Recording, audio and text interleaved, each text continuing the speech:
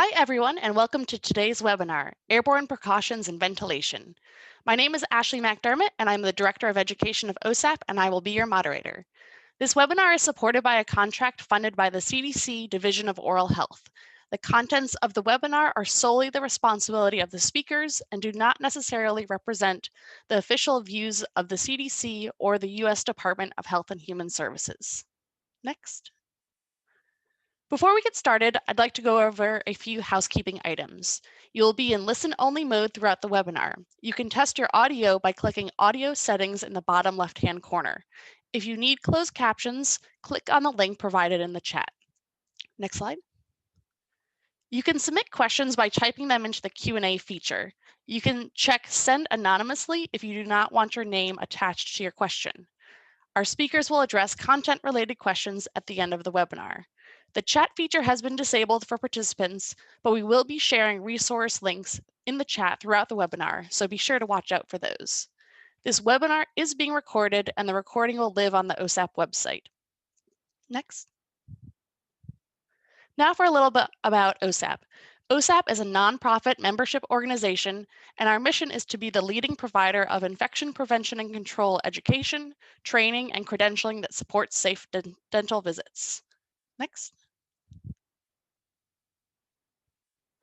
OSAP is a one-stop shop for infection control and safety information, education, and training. Next.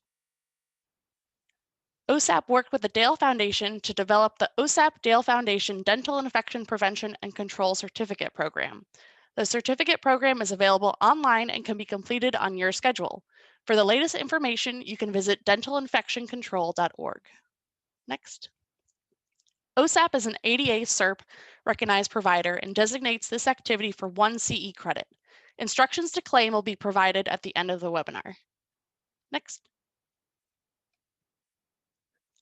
I would now like to introduce our two esteemed speakers. Eve Cooney is the Executive Associate Dean at the Pacific Dugoni School of Dentistry in San Francisco, California. She has published numerous articles and textbook chapters on safety and infection control and presented hundreds of CE programs domestically and internationally. She has worked with universities, nonprofit organizations, and government agencies worldwide to educate dental professionals in infection control and safety and assist in developing sustainable oral health improvement projects. She is also the chair-elect of the OSAP Board of Directors. Kathy Eklund is the Director of Occupational Health and Safety and the Forsyth Research Subject and Patient Safety Advocate at the Forsyth Institute. She is adjunct faculty at Regis College Dental Hygiene Program, where she teaches a senior level course called Evidence-Based Decision Making. She was the 2017 to 2019 chair of the OSAP Board of Directors and a consultant to the ADA Council on Dental Practice. She serves as faculty for the New England AIDS Education and Training Centers and HIVdent.org. Over the past 35 years, Kathy has published papers and contributed to several texts on infection control and safety. She is an author of the 2003 CDC Guidelines for Infection Control in Dental Healthcare Settings and has lectured nationally and internationally on these topics. Everyone, please join me in welcoming Eve and Kathy. Thank you, Ashley, and thank you all for joining this webinar. This is Eve Cooney, and I'll get us started with this program. Our learning objectives today are that by the end of this program, participants should be able to describe the nature of airborne disease transmission and evaluate the use of engineering and work practice controls for their setting. Next slide, please. We're going to talk about a number of different resources, but much of this information comes mainly from two CDC documents. The first is the Community Work and School Guidance for Ventilation in Buildings, and this was last updated on December 21st, 2020. Next slide, please. The other one is the Interim Infection Prevention and Control Guidance for Dental Settings during the coronavirus disease pandemic. These were last updated on December 4th of 2020. The previous guidance, the ventilation guidance, the ventilation guidance is more general in nature and hopefully will help inform decisions about how to best use ventilation to reduce the risk of airborne disease transmission, including COVID-19. And that's, of course, in combination with other precautions. The guidance on your screen now is specific to dental settings and addresses a much wider range of topics, including ventilation and other strategies to reduce the risk of COVID-19 transmission in dental clinics and offices. Strategies to improve ventilation in healthcare settings need to take into account issues that those in regular office buildings or schools may not have to address. There has been a very large body of scientific exploration on this topic over the past year because of this pandemic. And we'll also discuss some of the conclusions of some of the larger studies that have come out recently as we go through today. Next slide. I'd like to just mention one other guidance document from the CDC, and that was in 2003, they released the Environmental Infection Control Guidance that includes recommendations for air handling in healthcare settings. It's used primarily for hospitals traditionally, but some of the standards addressed in this document for ventilation could be adopted in smaller settings such as dental clinics and dental offices. The ventilation section specifically addresses several major issues. One is the mode of transmission of airborne diseases, airborne infectious diseases in healthcare facilities, heating, ventilation, and air conditioning systems in healthcare facilities, construction, renovation, remediation, repair, and demolition, and then environmental infection control measures for special healthcare settings, and some other aerosol hazards in healthcare facilities. So although, again, these guidelines haven't really typically been used in a dental office setting, but perhaps when a business owner or a dental practice owner is thinking about doing some construction or renovation, it would be an additional guidance that could be referenced. Next slide, please. So I'd like to start talking about first droplet and airborne disease transmission, because it's really important to understand the difference between the two, I believe. Sometimes we hear these kind of used interchangeably, but these are two different modes of transmission that require specific infection control strategies. The first one, next slide, please. The first one that I'll talk about just briefly is that explaining the role of droplets in disease transmission. When we talk about droplets, what we're talking about are droplets that come from a person's mouth or respiratory tract that are large, and they settle relatively quickly on the surrounding surfaces. These droplets are responsible for droplet transmission. Next slide. And droplet transmission happens when a person who is in close contact with another person, and again, sort of the magic figure that's been used has been 6 feet, when the person inhales droplets or has exposure to their eyes, nose, or mouth, their mucous membranes, with the droplets that came from the other person, when that person coughed or sneezed or spoke, or even singing and talking can also sometimes expel droplets. And the pathogens that are transmitted by the droplet route are not usually transmitted through the air over long distance. So droplet transmission is really talking about that short distance, not that longer distance that can occur with the smaller particle. And although, again, the science is really still emerging in this area, the coronavirus, the COVID-19, is thought to be primarily transmitted via droplets, but may also transmit through the airborne route. Next slide. So to understand the airborne route, we also need to talk a little bit about aerosols, because this is another term that can sometimes be used very broadly. And generally, when we're talking about aerosols, we're talking about the next level down from droplets in terms of size. Aerosols consist of these smaller, lighter particles that also can be carried in respiratory secretions that can remain airborne for much longer than droplets. And they can also be carried farther by airflow and wind currents. And that's where ventilation really becomes an issue, is when you're talking about aerosols and diseases that can be transmitted through the airborne route, because those are diseases that are carried over longer distances. And they're responsible, the aerosols are responsible for airborne transmission when a person inhales those small particles. Traditionally, we've described droplets as being those that are particles that are greater than 5 microns in size.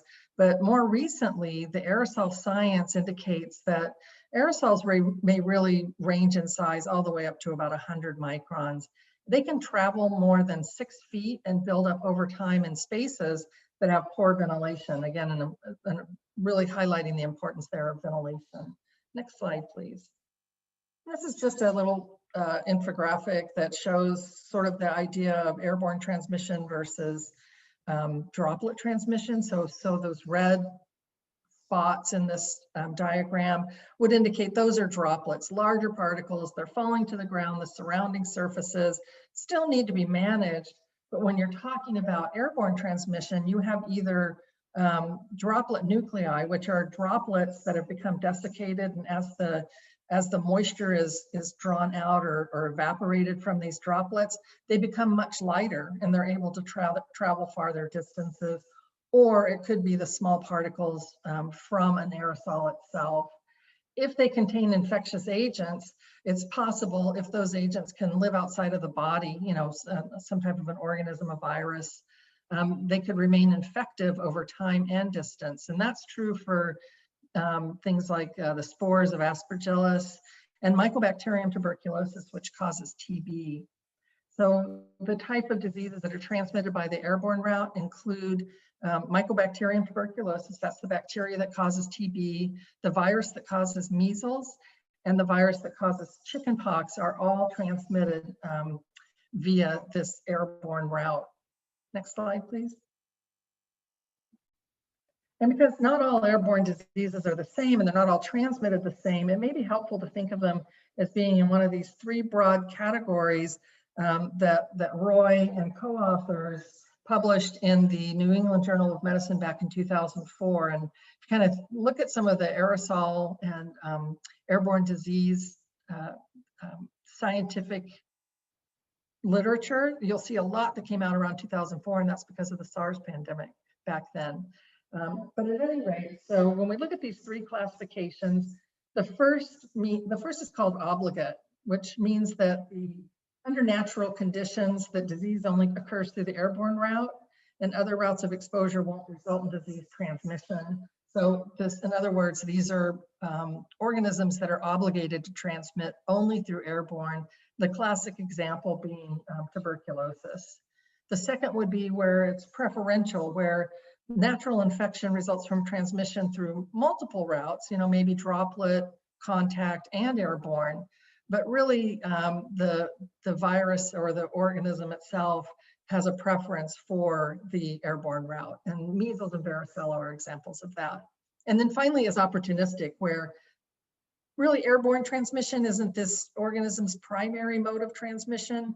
It's usually through other routes such as contact or droplets, but it's possible that it could be transmitted through fine particle aerosols, such as smallpox, influenza, norovirus, SARS, and we're talking about SARS back from 2004, but it also believed that this is probably where the SARS-CoV-2 may also fall.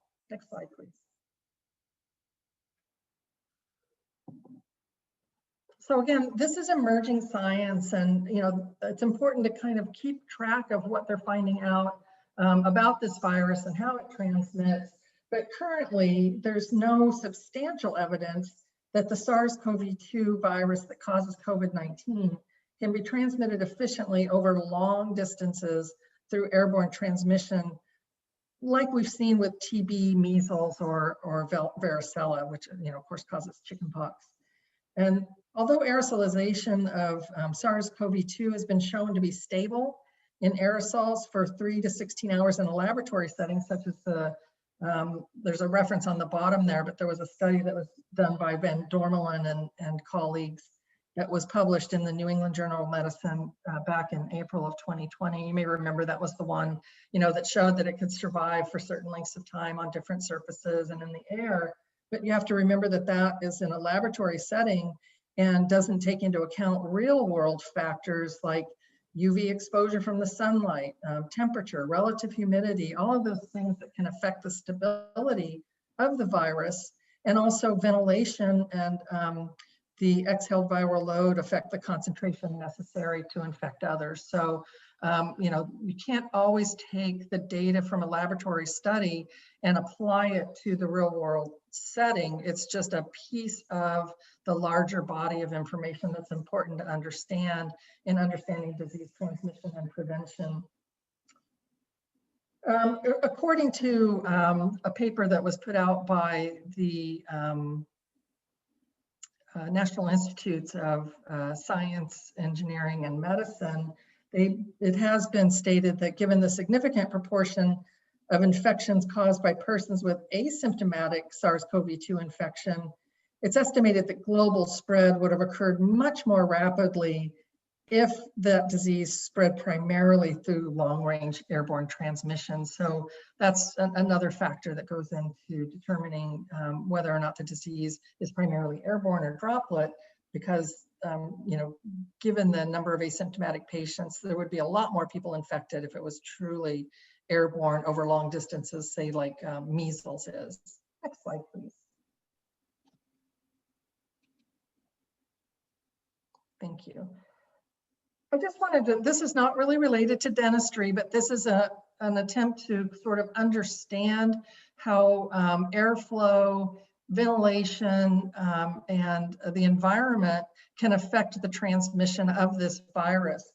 We know that short-range airborne transmission appears to have occurred. There's some pretty good evidence that shows that.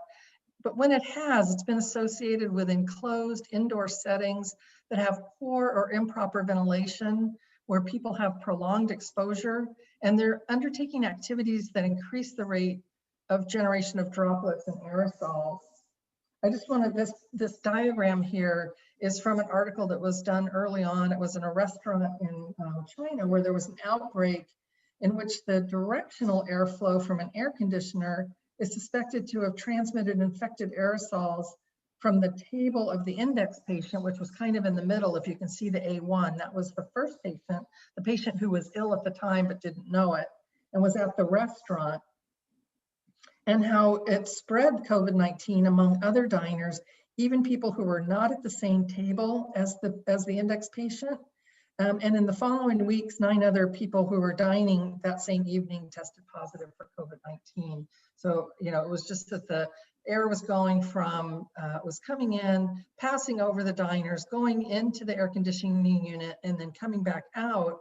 And then it's believed that it was carrying those infectious particles. But just some other examples, you know, I have listed here. There was an outbreak in 1 out of 7 wards of a nursing home during a period of low community incident. So there wasn't a lot of transmissions going on in the community, but they had this outbreak and they thought it might be associated with a recently installed what's called demand controlled ventilation, because with demand controlled ventilation, it only circulates fresh air when it detects that the levels of CO2 are going up. And so, you know, you could have a lot of stagnant air. There was also a cluster of cases at a shopping mall where virus aerosolization may have occurred in confined spaces like elevators and restrooms. There was a cluster associated with squash court where the individuals who played in the same squash hall as the index patient, at least 45 minutes later, were still infected potentially from aerosols. Another one in a nightclub. And then an outbreak of 112 cases in 12 sport facilities over 24 days, where asymptomatic and pre-symptomatic instructors taught fitness dance classes. And these were class sizes between 5 and 22 students in smallish rooms for about 50 minutes of intense exercise. And so again, you know, with adequate ventilation, with enhancing your ventilation, you know, it may be one of the tools important in preventing the spread in different types of settings. And with that, I'm going to turn this over to Kathy, and then we'll talk to you again at the end for questions. Right. Thank you very much, Eve, and thank OSAP for sponsoring this on behalf of CDC. Thank you very much. One of the things to keep in mind that there are many precautions that are recommended for dental healthcare personnel who may encounter patients infected with COVID-19, because many people are asymptomatic and it may not be practical to have patients tested before every dental visit. Some strategies related to airborne precautions may help reduce exposure to small aerosolized particles that may contain infectious virus. So today's presentation is focused on airborne precautions and ventilation, but please keep in mind that this is part of the larger strategy that does include personal protective equipment, hand hygiene, and other elements of standard precautions, and minimizing close contact with people from outside your household, among others. So OSAP has other webinars covering many of these topics that are available on the OSAP website. Now, one of the things that Eve alluded to was the National Academies of Science, Technology, and Medicine, and they published their updated summary report from meetings that they held on December 23rd. And in that, they suggested that while evidence that SARS-CoV-2 is commonly transmitted through close contact and respiratory droplets, updated definitions of aerosols show that larger respiratory particles, as Eve said, less than 100 microns, can remain airborne for some extended periods.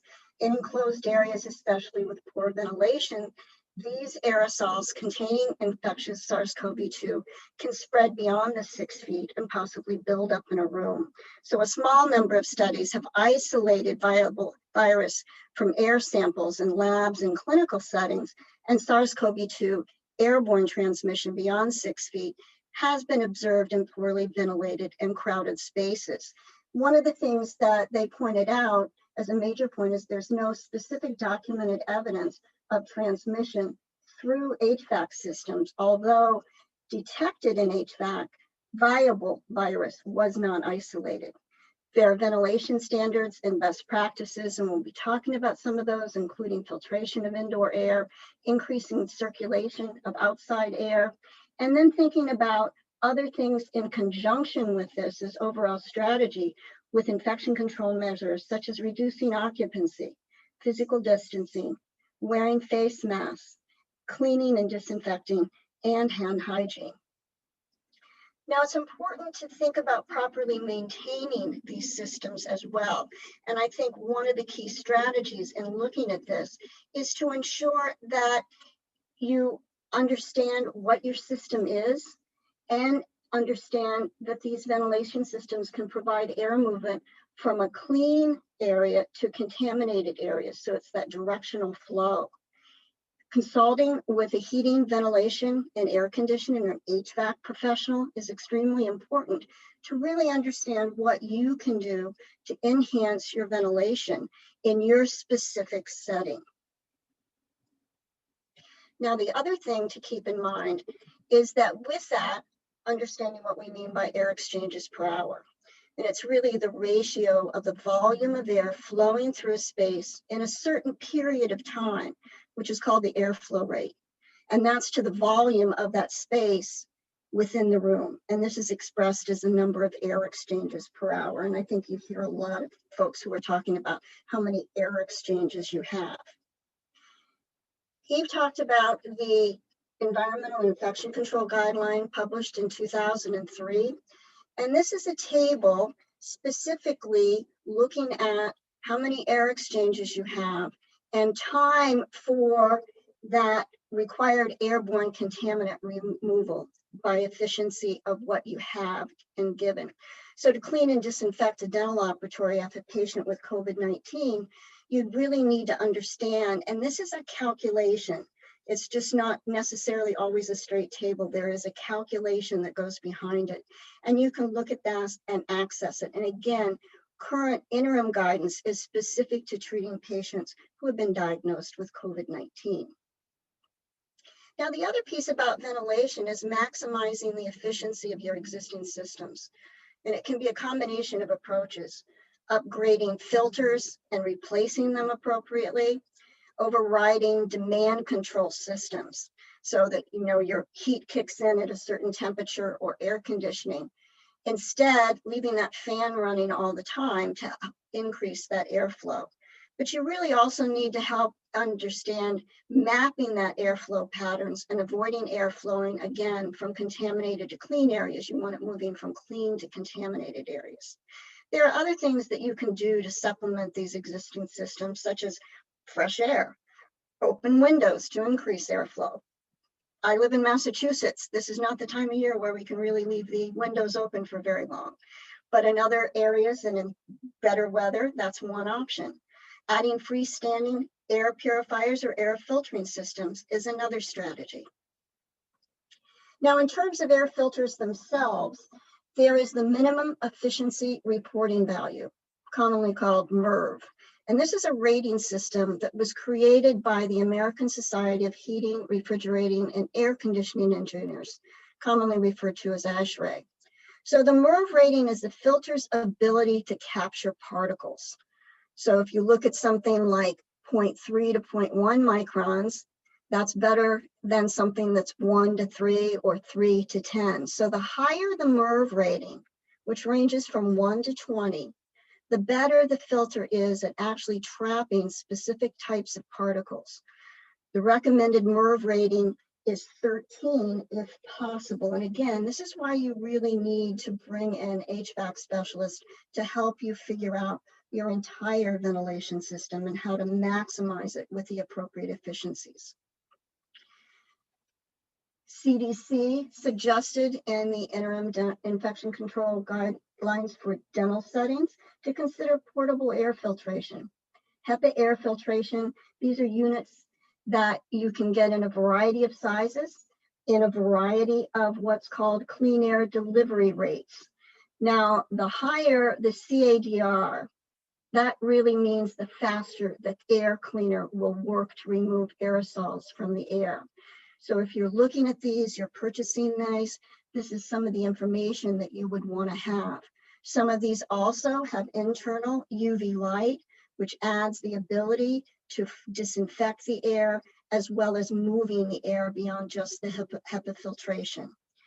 CDC also suggested possibly considering the use of upper room ultraviolet germicidal irradiation as an adjunct to higher ventilation and air cleaning rates. And I'll be talking about that in our last slide. Now with HEPA filters, and Eve put this slide together, this diagram, and I think it's very good because it points out that it's so important about placement. It's not just having one.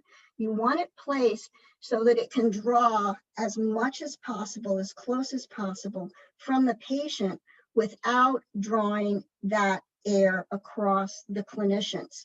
So if you have a single operator, single clinician working, you could put the HEPA filter on the other side of the patient. The other thing is if you're working with, say, an assistant, you could put it below or in a position that was not going to draw across the clinicians. So again, placement becomes important. The other thing to consider is with patient placement, looking at putting patients in individual rooms wherever possible, and many of you have closed door operatories. But for dental facilities with open floor plans, and Eve is at a dental school, and some of you may be in educational settings where you do have these open bay areas, you want to have at least 6 feet of space between the chairs, and ideally physical barriers between the patient chairs as high as possible, best of at least 6 feet. And you want the operatories to be oriented parallel to the direction of the airflow wherever possible. And then considering patient orientation, placing the patient's head near the return air vents. And that's where you really want to figure out where are all your vents and which vents are doing what. Using a tissue. And you can put it in front of the vent. And if it's pulling the tissue toward the vent, that's exiting air. If it's pushing the tissue out, that's pushing air in the room. So you want to think about things that you can do so you better understand your overall layout, how you have it set it up, direction of flow, and most appropriate positioning for the patient in those areas. Now, with ultraviolet germicidal irradiation, it's called upper room UVTI. This has been used in a variety of settings, but it really has to be properly installed and maintained. Some of the evidence is that it may help control Mycobacterium tuberculosis in healthcare settings. And the effectiveness depends on airflows and positioning. It has not, however, been specifically shown to help control SARS-CoV-2. So in looking at adding this type of technology, you really would need to ensure that, again, you're consulting with your HVAC and others to ensure proper placement and maintenance. But also, if you have higher transmission of air, again, higher air exchanges in the room, that may be so fast and frequently that there's not enough time for the UVTI to really be effective in disinfecting that air. So again, this is where you really have to look at putting all these strategies together and ensuring that you're maximizing the efficiency without potentially compromising something. So we've been through this, and Eve and I wanted to really leave more time at the end today for both some more discussion as well as for questions. But I do want to point out some of the resources that are available from OSAP that can help you. This is best practices for infection control in dental setting clinics during the COVID-19 pandemic. This is a project and a living document that was supported by the DentaQuest partnership. And it involves taking all of the current interim guidances from CDC, OSHA, ADA, ADHA, and a team of approximately 15 individuals with infection prevention and control expertise work on this document. And anytime any of the guidance is updated, this document is updated. So I suggest that you go to the OSAP website frequently and check it and pull it down. And it's a very nice checklist. I've used it in our clinical facility and I found it very helpful and very useful. There's also another project that the DentaQuest partnership funded OSAP to do. And this is actually for patients. It's a simple 4th grade reading level, 1-page document. You can download it from the DentaQuest partnership site as well as from the OSAP site. And it just really is something to give to the patient can read to help them understand receiving safe dental care during this COVID-19 pandemic as it relates to the infection prevention and control. I also want to remind all of you who are already aware that we're coming up on the 2021 OSAP Dental Infection Control Boot Camp. This is going to be a virtual boot camp. It's being held January 25th to the 28th. And your registration gives you critical and up-to-date infection prevention and control guidance, both the standard guidance as well as interim guidances during this COVID-19 pandemic, along with takeaways, checklists, and many resources. The access to on-demand recordings will last for 60 days. So for those of you who can't participate in all or part of it during that time period, with your registration, you're still able to go back and access it. There's going to be more than 20 continuing education credits available for this, and the ability to connect with nationally and internationally recognized experts. So I encourage all of you to go to the OSAP website and take a look at it. With your registration, you'll also get a copy of the OSHA and CDC guidelines. It's the OSAP Interact training system, which will be mailed to you. And then there'll be designated times to visit with the virtual exhibit hall. So what I'd like to do now is move to questions. And I can't see the Q&A box, but Eve, maybe possibly you could check that and we could go through some of the questions. Sure, I can do that. I'll start with the first one is, how can we control airborne transmission by temperature and relative humidity? And I know I mentioned that in my section, and it was more in the context of not so much that we're going to use temperature and humidity to control airborne transmission, but that it might impact the transmissibility of the virus itself when you compare it to a laboratory setting. So in a laboratory setting, everything's very controlled. When you're outside of the lab, we know that the virus could be impacted by things like exposure to the UV sunlight, exposure to humidity and to temperature, but it wasn't to suggest that you try to implement humidity and temperature to control the virus in a clinical setting, just that keeping those things in mind as you're critically evaluating the scientific evidence that's out there. Yes, and the relative sort of temperature is around 72 degrees Fahrenheit and about 40 to 50% humidity. Disabling demand control means higher energy bills. Right. That's true. And I think that, you know, you have to look at what's available to you, what makes sense, keeping in mind that, you know, increasing the airflows or increasing the air changes per hour, kind of controlling the airflows to the extent possible, but you can do that through a number of ways. You can do it through your HVAC system. You can do it through, as Kathy said, opening windows, if that's a feasible thing for you to do.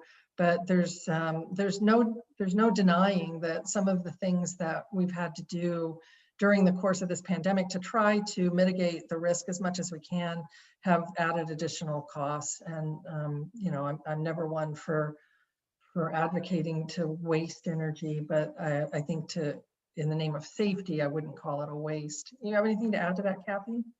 No, and I think that's why you really have to look at what are your options that are available to you, and what's your overall goal that you want to accomplish in terms of the air exchanges per hour.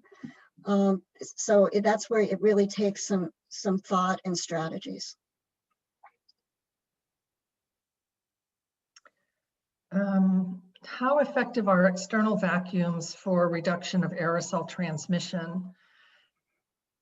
That's an interesting question, because there's been a lot of attention around that area, and I think Kathy, I don't know, do you want to start that out, or did you want me to address that? Well, I think for one thing, that was sort of a new technology that was put out there very early on, last March and April actually, and there hadn't been a lot of good studies done.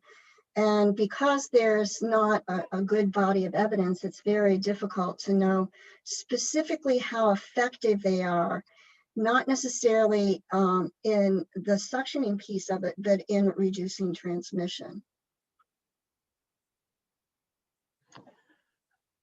Okay. And has UVTI been shown to control SARS-CoV-2? I'm not aware of evidence to that effect. I know they've used it in the reprocessing of respirators. It's one of the, I think there's 3 technologies that can be used. But in terms of, I think it's, I don't know. I agree with you. I don't know the answer to that. I haven't seen that there's been studies specifically on SARS-CoV-2 that I think they're extrapolating from its ability to kill other types of organisms. Was that your understanding too, Kathy? Yes, and the primary body of evidence was around Mycobacterium tuberculosis.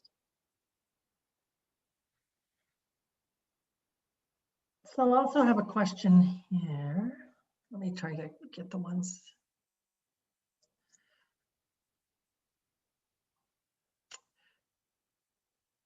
Do you have any thoughts on the Casper CASPR device or others that are being marketed heavily at this time?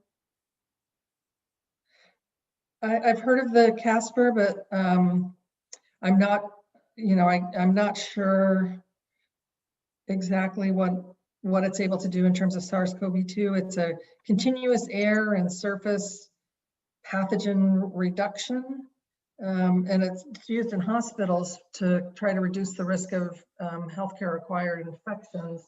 But I think what they've done is they've taken that and said, here for dental offices, this is another tool that you might want to try. But I haven't seen anything on it specifically to SARS-CoV-2. I think it's been tested for other pathogens, and it's also supposed to reduce things like volatile organic compounds and odors. Do you know anything about it, Kathy?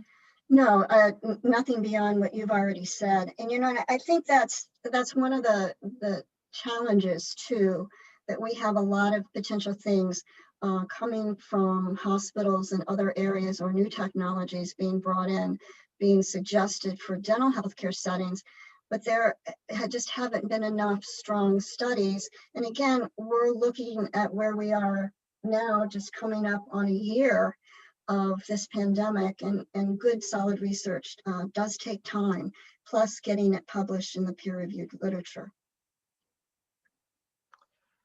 And Kathy, would you like to address the use of cabotrons and polishing? Sure. What the current thought is on that? Well, obviously, the current guidance from CDC says to reduce aerosol generating procedures wherever feasible. So as a hygienist, and this is also in the ADHA return to work guidance, not using air polishing, handpieces, or other things that would generate aerosols. So again, it's kind of back to hand scaling. If you're using an air water syringe, use the water separate from the air. Again, as much as possible, using high volume evacuation. And whenever aerosol generating procedures must be performed, such as in restorative, where you need to use a high-speed handpiece, using four-handed dentistry, high volume evacuation, and full mouth dental dams. And I know from the hygiene standpoint, I get these questions quite a bit. You know, I just, you know, I have to use the ultrasonic. And I think you have to weigh the benefit and the risks.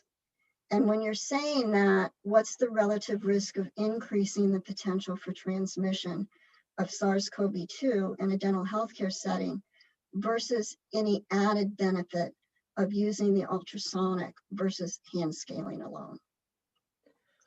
Yeah, and I know one of the things that we've taken into consideration too, you know, because I know that, you know, handpieces also generate an aerosol, air water syringe also generates aerosol, but you know, you can't do restorative procedures without a handpiece that I'm aware of.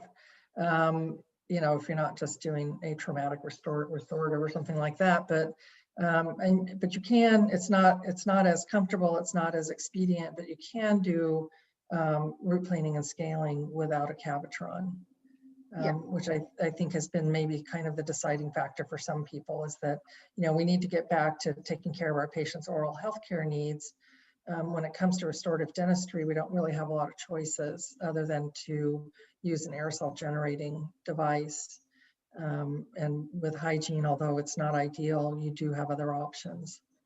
And I think the other issue is so many times for the dental treatments through restorative and otherwise, you're working with an assistant. So you have that ability for four-handed dentistry, high volume evacuation, using things like full mouth dental dams. For hygiene procedures, often hygienists are not working with an assistant. They're working as a single clinician. And it's very difficult to control the aerosol generated from an ultrasonic as a single clinician. Yeah, that's a good point. And you can't use a rubber dam. No. So I have here a question. Can you comment on how many air changes are recommended per hour in I think in treating non-COVID-19 and COVID-19 patients? I could start with that one if you want. Sure. If you have a patient who is positive for COVID-19, or they're being isolated because they've had an exposure for COVID-19 and they may be infected, you really should be delaying treatment until that patient has been cleared and is well. If it's not possible to delay treatment for patients who are infected with COVID-19 because it's an emergency, if you can avoid the use of aerosol generating devices, you know, try to treat them maybe through telehealth. If treatment can be delayed by giving them home care, perhaps antibiotics, you know, whatever's appropriate. Because if you are going to treat somebody who has a respiratory ailment like COVID-19, now you're looking at wanting to try to isolate them in something like an airborne infection isolation room, and that's a whole other area of precaution that we can't take in a lot of our dental settings. In a setting like that, though, in an AIIR, the airborne infection isolation room, it's a minimum of 12 air changes per hour. I would say that many other facilities, you're probably going to see an average of about 6 air changes per hour. And it's not easy to change, you know, what you have without changing your entire HVAC system. We were able, for instance, in our dental school, which is a very, very large building with a you know, complex HVAC system, we were able to increase ours a little bit to maximize it, you know, having our engineers come in and look at that, but not much, you know, for most of our areas, we were able to get up to about 9, you know, but that's pushing our system, pushing our HVAC system, and having a system that's already pretty complex that many people might not have in a dental office or smaller clinical setting. Do you have anything to add to that, Kathy? No, and I think part of it too is, you know, looking forward beyond this pandemic. I think having, you know, clean air and increasing air exchanges is something we want to probably continue to be able to do. So for facilities who are doing any remodeling, really from the get-go in the planning, thinking about the heating system, the HVAC system, and what types of ancillary measures you would continue to add to that to really help to make sure that we have good clean air. I guess that's the best way to put it, and circulating air.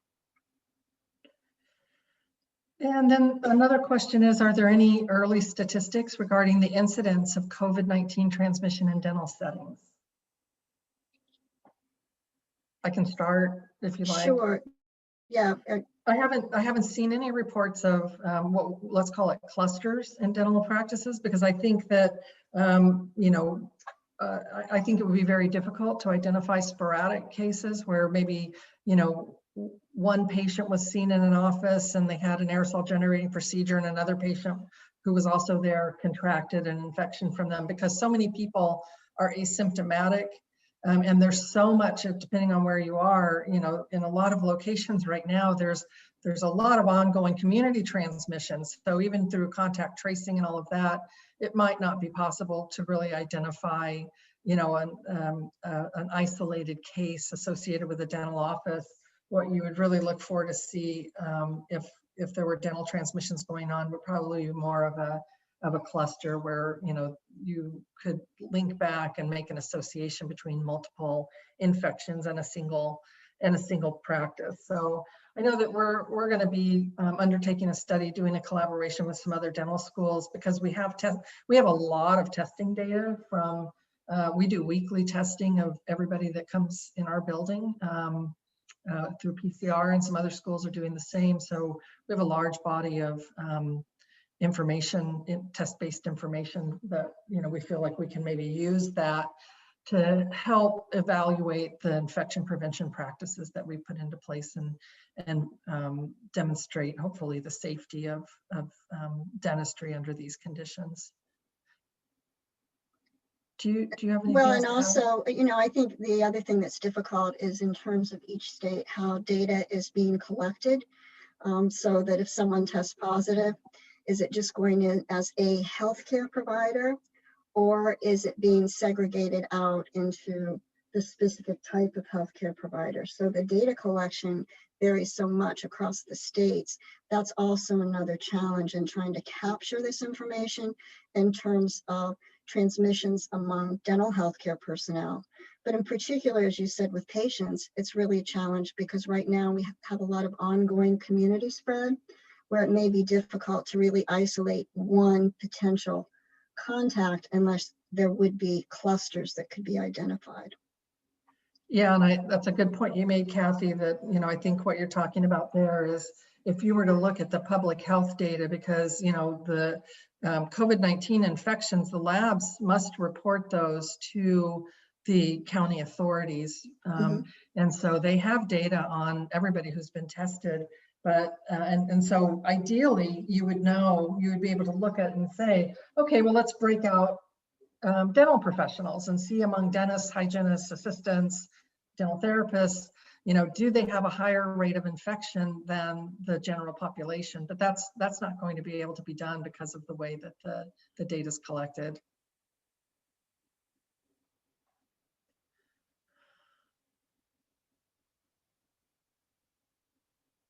Let's see, can you clarify why you would want return air vents at the 12 o'clock? Wouldn't that be pulling aerosol back towards the provider and assistant? Is it acceptable to have them towards the foot of the chair with airflow pushing from the head of the chair towards the foot of the chair away from both the patient and staff? This would also mean bringing fresh air in from hallways and non-patient care areas into the operatory. Think specifically of when the head of the chair, 12 o'clock, is close to the hallway.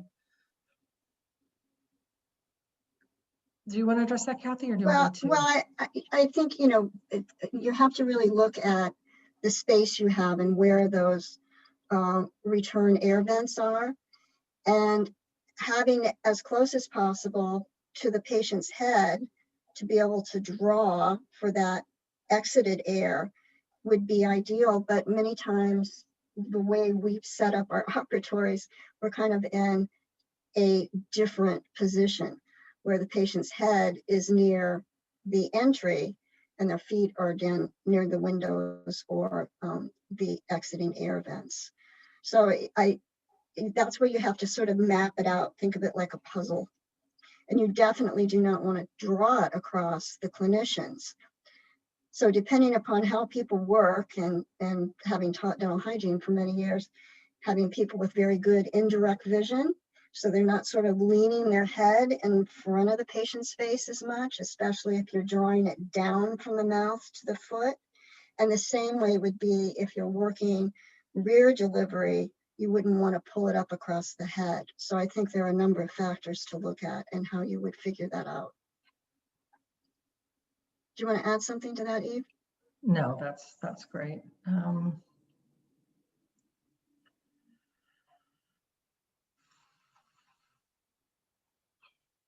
I guess we treat, oh, here's another one that I guess if we're treating everyone coming through the dental office as though they are infected, are you suggesting at least 13 air changes? And I think that you know, I know we threw a ton of information out there. So what we're recommending, the 13 is the MERV filter rating. So if you have a central HVAC system, and again, you don't want to put a higher rate filter on your system unless you have somebody who's an HVAC specialist check to make sure it's not going to damage your system, that it's not going to interfere with the performance, you know, that it will still be able, that your HVAC system has the power needed to draw the air through that filter. You know, so that's really important too. The air changes per hour, there's not really a specific recommendation other than to be aware that, you know, with the higher rate of air change per hour that you have, the faster turnover you have of the total air in the room. I don't know if you have anything to add to that, Kathy. No, and again, that's a calculation that you do because it's based on the square footage of the area. And then also if you're adding the HEPA filters, there's a calculation for the clean air delivery rate per square footage area. So again, this is one of these things where you have to do your homework a little bit, but by working with an HVAC specialist and also with the specific manufacturers of some of these ancillary devices to help do these calculations, I think is important. Also, Kathy, do you want to address pre-procedural mouth rinse? Oh, okay. Well, there's nothing wrong with doing a pre-procedural mouth rinse. It may reduce the number of microorganisms present in the mouth, but to date, there hasn't been enough published evidence to support any specific pre-procedural mouth rinse in preventing transmission of SARS-CoV-2. So again, it would be your option to select it, but it's very, very difficult to do some of these studies to really capture organisms following the use of a mouth rinse generated in an aerosol. So again, the CDC guidance is basically, there's not enough evidence to say that it would reduce the transmission or potential transmission of SARS-CoV-2, but antimicrobial mouth rinses may well reduce the overall number of microorganisms in the mouth. Great. Here's one.